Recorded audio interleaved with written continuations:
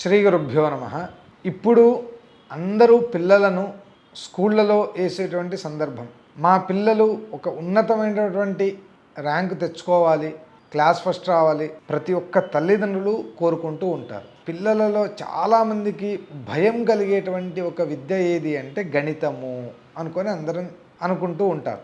మీ పిల్లలు గణితంలో మంచి ఒక ఉన్నతమైనటువంటి స్థానమానాన్ని పొందాలి అంటే ఎటువంటి రోజు గణిత పాఠాన్ని ప్రారంభం చేసుకోవాలి? దీనికి ఏం చెప్తున్నారంటే వసుమిత్ర మహేష పోషకో గణితే అనుకొని చెప్తూ వస్తున్నారు. అంటే గణిత శాస్త్రానికి ధనిష్ఠా నక్షత్రంలో ఆ గణితాన్ని ప్రారంభం చేస్తే అది చాలా సులలితంగా మనకు అర్థమవుతూ వస్తుంది అనుకొని శాస్త్రం చెప్తూ ఉంది.